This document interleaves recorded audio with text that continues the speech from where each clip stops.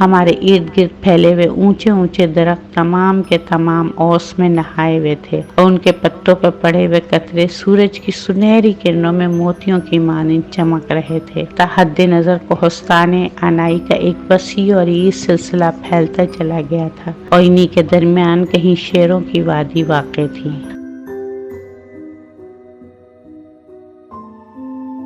ہمارے بائیں ہاتھ انائی کی ندی کا پانی ایک دودھیا لکیر کی مانند بل کھاتا ہوا دور تک جنگل میں چلا گیا تھا۔ ندی کے اوپر آبی پرندوں کے غول پرواز کر رہے تھے۔ میں نے جلدی جلدی کافی بنائی، ناشتہ کیا اور رائفل لے کر ان پرندوں کے شکار کے لیے نکل پڑا۔ مجھے ہاشم کی یاد بری طرح ستا رہی تھی اور میں سوچ رہا تھا اگر وہ اس وقت میرے ساتھ ہوتا تو کس قدر لطف آتا۔ پھر مجھے اس خونخوار مگرمچھ کا خیال آیا جس نے ہاشم کو ہلاک کیا تھا۔ اتنے میں پیچھے مڑ کر دیکھا تو ولیم اور نیکسن دونوں اپنی رائفلیں ہاتھوں میں پکڑے میری طرف آ رہے تھے اور ان کے پیچھے بوڑھا بابی ایک خچر کو ساتھ لیے آ رہا تھا۔ جب وہ قریب آ گئے تو میں نے بابی سے پوچھا، خچر کس لیے لائے ہو؟ آخر اس کی کیا ضرورت تھی؟ مالک کیا آپ مگرمچھ کو مارنے کا ارادہ بدل چکے ہیں؟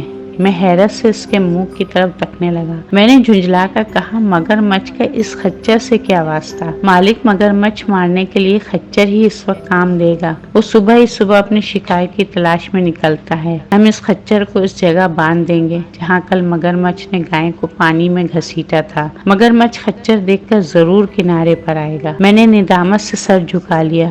بالکل سیدھی بات تھی مگر دھیان ہی نہیں گیا۔ میں نے بوڑھے بابی کے کاندھے پر دوستانہ انداز میں تھپکی دی اور کہا، مجھے تمہاری استادی کا اعتراف کرنا پڑتا ہے بابا۔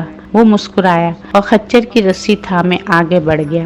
بالآخر ہم اس جگہ پہنچے جہاں مگرمچھ نے ہاشم کو ہلاک کیا تھا۔ بابی نے اشارے سے ہم سب کو ادھر ادھر دبک جانے کا اشارہ کیا اور پھر اپنے کپڑوں کے نیچے سے لکڑی کی ایک میخ نکال کر نرم زمین میں گاڑ دی۔ رسی کا ایک سرا اس نے میخ کے ساتھ باندھا تاکہ خچر بھاگنے نہ پائے۔ اس کارروائی کے بعد وہ ہماری طرف لوٹ آیا۔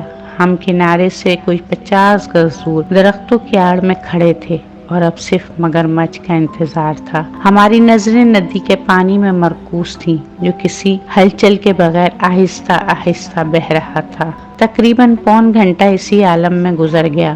مگرمچھ کا دور دور تک پتہ نہ تھا۔ انتظار کے لمحات بھی کتنے تکلیف دہ ہوتے ہیں یہ کسی شکاری سے پوچھیے۔ بابی بار بار اپنے منہ پر انگلی رکھ کر ہمیں خاموش رہنے کا اشارہ کرتا اور ہم کسمسا کر رہ جاتے۔ آخر ہم اکتا کر چلنے ہی والے تھے کہ یکایک خچر نے زور زور سے اچھلنا اور نہنہانا شروع کر دیا۔ اس نے شاید خطرے کی علامات سونگھ لی تھی۔ 15 منٹ تک خچر اسی طرح بے چینی سے اچھلتا اور کھوٹے سے آزاد ہونے کی کوشش کرتا رہا، لیکن میخ زمین میں اتنی گہری گڑی ہوئی تھی کہ اکھڑ نہ سکی۔ ہم سب سانس روکے اپنی رائفلیں تانے بالکل مستعد کھڑے تھے اور طے یہ ہوا تھا کہ مگرمچھ جو ہی رینگتا ہوا کنارے پر آئے تینوں رائفلوں سے اس سے نشانہ بنایا جائے۔ خچر تک پہنچنے کے لیے مگرمچھ کو ندی سے نکل کر 15-20 گز دور آنا پڑتا اور ندی میں عین اس مقام پر جہاں سے خچر نزدیک ہی تھا پانی کھولتے ہوئے تیل کی طرح جوش کھا رہا تھا۔ دیکھتے ہی دیکھتے مگرمچھ نے اپنی لمبی سی تھوتنی پانی سے باہر نکالی اور سرنگ نما جبڑا کھول کر 2-3 مرتبہ ادھر ادھر منہ گھمایا اور آہستہ آہستہ کنارے پر آ گیا۔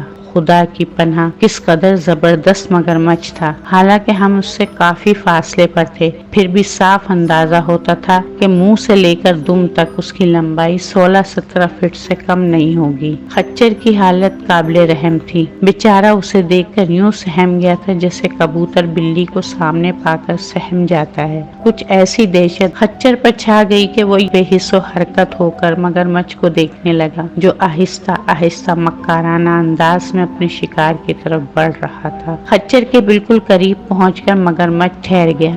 پہلے اس نے اپنا جبڑا کھولا اور پھر تیزی سے اپنی دم کو گردش دینے لگا۔ اگرچہ وہ اب ہمارے نشانے کے عین زد میں تھا لیکن خدشہ یہ تھا کہ اگر گولی اسے نہ لگی تو خچر کو ضرور لگ جائے گی۔ ظاہر ہے کہ فوراً ہی بیچارے خچر کا کام تمام ہو جاتا اور حالات ایسے تھے کہ خچر کو ہم کسی قیمت پر ضائع نہیں کرنا چاہتے تھے۔ ویسے بھی مگرمچھ کی پشت اور جبڑے کی کھال اس قدر سخت ہوتی ہے کہ گولی اس پر اثر نہیں کرتی اور اس کو مارنے مرنے کی واحد صورت یہی ہے کہ گولی مگرمچھ کے پیٹ میں لگے۔ مگرمچھ کا خچر پر حملہ کرنا اور خچر کا وار بچانا اس قدر عجیب اور حیرت انگیز تماشا تھا کہ ساری زندگی یاد رہے گا۔ مگرمچھ نے اچھل کر اپنے جبڑے میں خچر کی گردن پکڑنے کی کوشش کی، لیکن خچر بھی غافل نہ تھا۔ اس نے گردن موڑ کر اپنی دو لتی زور سے ماری کہ مگرمچھ پشت کے بل گر گیا، مگر فوراً لوٹ پوٹ کر وہ پھر خچر کی طرف لپکا اور اس مرتبہ اس نے خچر کی ٹانگ اپنے منہ میں دبا لی۔ خچر اور مگرمچھ دونوں کے حلق سے اب طرح طرح کی خوفناک آوازیں نکل رہی تھیں۔ مگرمچھ نے پوری قوت سے خچر کو گھسیٹنے کے لیے سر جھکایا اور زمین میں گڑی ہوئی میخ اکھڑ گئی۔ میخ اکھڑتے ہی خچر کو جیسے نئی زندگی ملی۔ اس نے جنگل کی طرف بھاگنا چاہا اور مگرمچھ اسے ندی کی طرف لے جانا چاہتا تھا۔ کئی منٹ تک یہ کھینچا تانی جاری رہی، یہاں تک کہ خچر سخت لہو لہان اور زخمی ہو کر گر پڑا۔ اب مگرمچھ نے اسے دوبارہ اپنے منہ میں پکڑا اور کنارے کی طرف پلٹا۔ ہم نے سوچا کہ خچر تو مارا ہی گیا، اب مگرمچھ کو نہ جانے دیا جائے۔ ہماری رائفلوں سے 3 شعلے نکلے اور مگرمچھ کلا بازی کھا کر ڈھیر ہو گیا۔ خچر اب بھی زندہ تھا اور مگرمچھ کے جبڑوں سے اپنا گلا چھڑانے کی کوشش کر رہا تھا۔ ہم بھاگتے ہوئے ذرا قریب پہنچے تو مگرمچھ نے پھر انگڑائی لی اور خچر کی ٹانگ لپک کر پکڑ لی اور تیزی سے کنارے کی طرف بڑھا۔ اتنی زبردست قوت اس کے جسم میں چھپی ہوئی تھی کہ 3 گولیاں کھانے کے باوجود اس نے کوئی اثر نہ لیا۔ اس سے پیشتر کہ ہم قریب پہنچ کر دوبارہ فائر کریں، مگرمچھ اپنا شکار لے کر ندی میں پھرتی سے داخل ہو گیا۔ عین اسی وقت بابی کا ہاتھ جنبش میں آیا اور اس نے نشانہ لے کر نیزہ پوری رفتار سے مگرمچھ کی طرف پانی میں پھینک مارا۔ مگرمچھ کے منہ سے ایک بھیانک چیخ نکلی۔ نیزے کی نوک اس کے کھلے جبڑے کے اندر نرم گوشت میں گڑ گئی تھی۔ درد کی شدت سے بےتاب ہو کر وہ پانی میں اچھلنے لگا۔ اس کے خون سے ارد گرد کا پانی سرخ ہو چکا تھا۔ یوں ہاشم کا قاتل اپنے انجام کو پہنچ گیا۔ جیسا کہ میں پہلے بتا چکا ہوں، یہ گاؤں وہاں واقع تھا جہاں سے 5 میل دور شیروں کی وادی کی سرحد شروع ہوتی تھی اور ہم چاہتے تھے کہ مزید تاخیر کے بغیر وہاں پہنچ جائیں۔ چند مرغابیوں کو شکار کر کے ہم اپنے کیمپ کی طرف لوٹے تو چاروں مزدور غائب تھے، البتہ بقیہ 3 خچر اور سارا سامان وہاں موجود تھا۔ گاؤں والوں نے قسمیں کھا کر یقین دلایا کہ انہوں نے مزدوروں کو نہیں چھپایا۔ بہرحال ہم نے ضروری سامان ساتھ لیا، خیمے اکھاڑ کر خچروں پر لادے اور باقی سامان گاؤں کے نمبردار کے پاس اس شرط پر رکھ دیا کہ اگر زندہ واپس آئے تو لے لیں گے، ورنہ یہ سامان اس کی ملکیت ہوگا۔ 5 میل کا یہ سفر ہمیں یوں محسوس ہوا جیسے 5 صدیوں کی مسافت ہے، اور جب ہم انائی کے پہاڑوں کو عبور کر کے وادی میں داخل ہوئے تو سورج کی کرنیں چوٹیوں پر الوداعی نگاہیں ڈال کر رخصت ہو رہی تھیں۔ ہم سب تھکن کے باعث چور چور تھے۔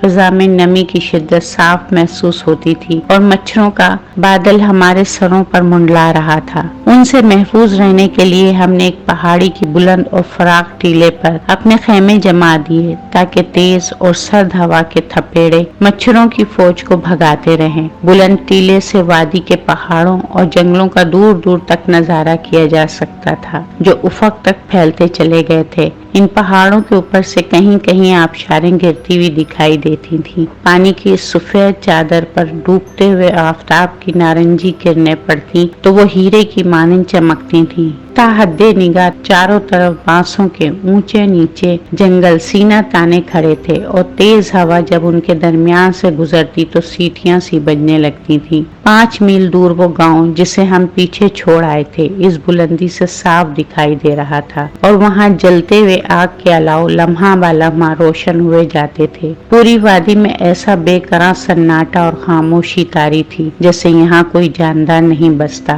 حتیٰ کہ پرندوں کی اڑتی ہوئی قطاریں بھی غائب تھیں جو دن بھر دانہ دنکا چگنے کے بعد سورج غروب ہونے کے ساتھ ہی اپنے گھونسلوں کو واپس آتی ہیں۔ آسمان پر بادل کا کوئی ٹکڑا بھی نہ تھا، البتہ مغربی افق پر پھیلی ہوئی شفق ہر لمحہ رنگین سے رنگین تر ہوتی جا رہی تھی، اور اس کے ساتھ ہی سرد ہوا کے جھونکے پوری شدت سے چلنے شروع ہو گئے تھے۔ قدرت نے اس خطے کو حسن و جمال کی جس دولت سے نوازا ہے، اس کی داد نہ دینا ناشکراپن ہوگا۔